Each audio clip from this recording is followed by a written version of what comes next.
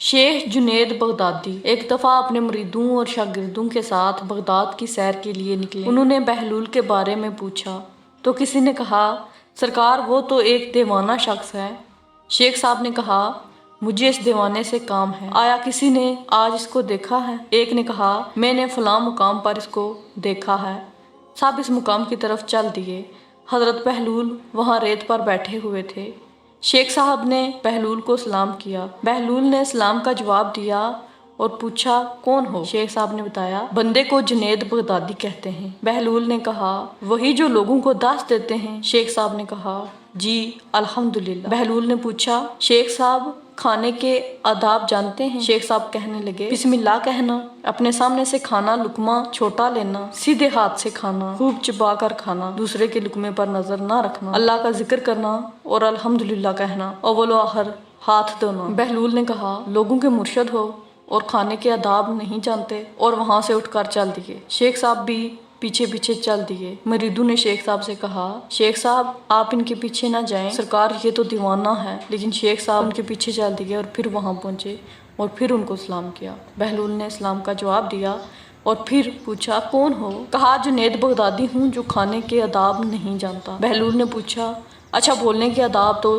جانتے ہوگے، وہی بتا دو۔ شیخ صاحب نے کہا، جی الحمدللہ۔ متکلم مخاطب کے مطابق بولے، بے موقع، بے محل اور بے حساب نہ بولے، ظاہر و باطن کا خیال رکھے۔ بہلول نے کہا، کھانا تو کھانا دور کی بات، آپ تو بولنے کے آداب بھی نہیں جانتے۔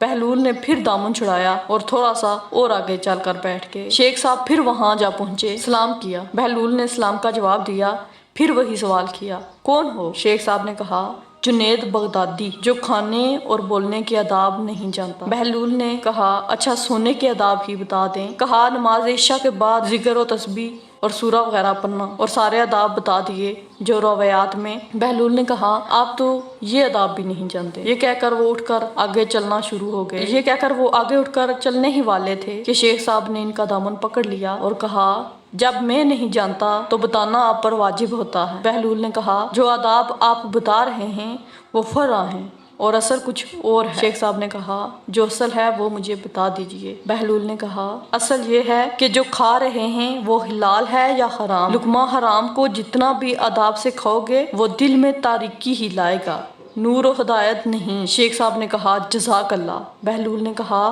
کلام میں اصل یہ ہے کہ جو بولو اللہ تعالیٰ کی رضا اور خوشنودی کے لیے بولو۔